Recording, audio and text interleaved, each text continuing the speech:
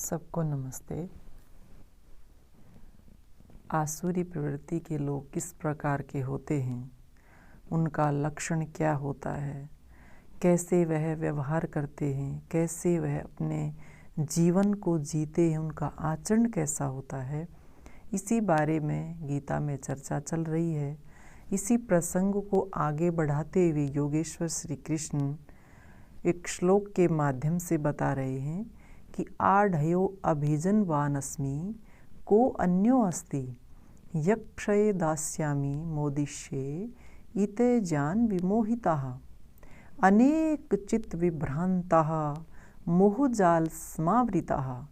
प्रसक्ताः काम भोगेषु पतन्ति नरक अशुचौ। सबसे पहले क्या कहा कि जब व्यक्ति अपनी कामनाओं की पूर्ति में लगा रहता है और उन कामनाओं की पूर्ति के लिए जो साधन अपनाए जाते हैं, अन्यायपूर्वक तरीके से वह धन कमाता है। धन के माध्यम से वह जब पूरी तरह से अपने आप को समृद्ध बना लेता है तो वह स्वयंभू बन जाता है, सत्ताधारी बन जाता है और अहंकार से पूरी तरह से वह भरा हुआ अकड़ के साथ वह चलता है और अपने बारे में वह क्या सोचता है, अहंकार से युक्त होकर के क्या सोचता है, उसी बारे में इसमें बताया गया है। आढ़यो सबसे पहले कहता है कि मैं धनी हूँ, मैं अमीर हूँ, मेरे पास इतना धन है,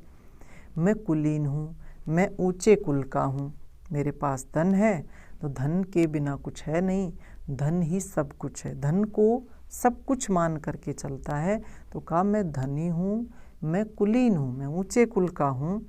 और मेरे सामने दूसरा कौन है कि मेरे समान जो हो, यानी मेरे सामने और कोई टिक नहीं सकता, मेरे से आगे कोई भी जा नहीं सकता। फिर जब व्यक्ति के पास धन होता है, सत्ता होती है, तो क्या होता है, वह व्यक्ति फिर आडंबर भी बहुत ज़्यादा करता है और वो कहता है कि मैं यज्ञ करूँगा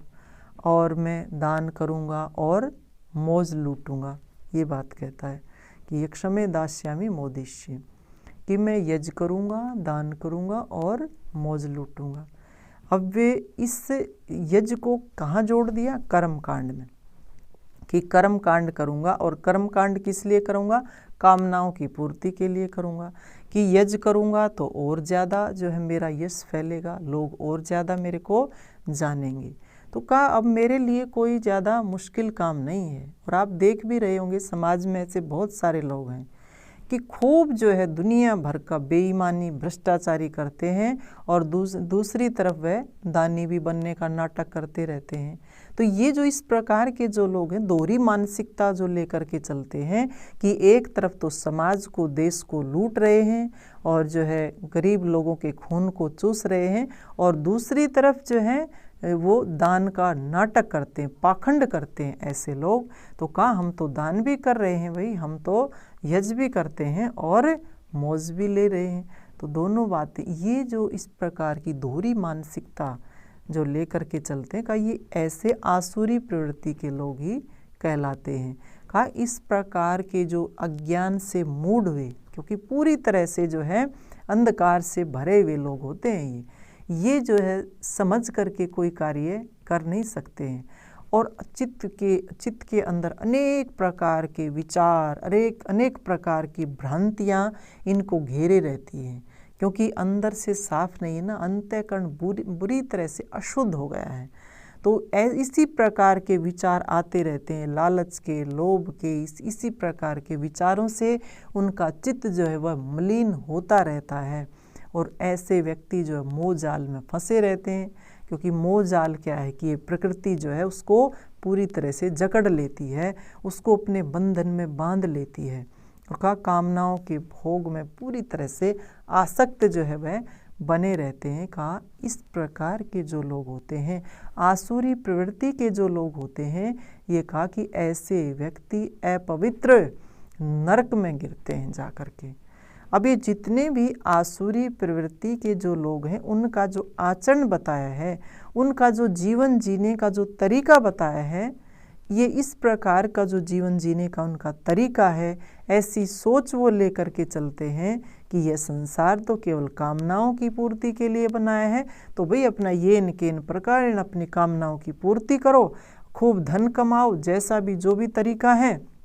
और फिर जो अपनी सत्ता पे काबिज रहो, और सत्ता और धन के बीच में कोई भी आए, हमारे जो है हम मज़े लूट रहे हैं, हमारे मज़े लूटने के बीच में कोई बाधक बनता है, उसको अपने रास्ते से हटा दिया जाए। तो ऐसे लोग, क्या कहा कि ऐसे लोग नरक में गिरते हैं जा कर के। अब अपने आप में चाहे कितना भी कोई भी धनवान बना रहे, कितना भी कोई सत्ताधारी बना रहे, कितना भी बड़ा कोई नेता बना रहे, कितना भी बड़ा कोई अधिकारी बना रहे, परंतु उस परम पिता परमात्मा के उस न्याय व्यवस्था से कोई बच नहीं सकता। यहाँ पर 2, 4, 10 साल तक, 20 साल, 50 साल तक लोग जो है नाचते हैं, कूदते हैं, खूब जो है अपनी जैसी मौज मस्ती करनी होती है करते रहते हैं, लेकिन परिणाम जो है बहुत ही ज़्यादा दुखदाई उनको मिलता है। इस बात को हमेशा ध्यान में रखते हुए ही हमें अपने जीवन को संयमित करके चलना चाहिए, और जीवन का जो वास्तविक उद्देश्य है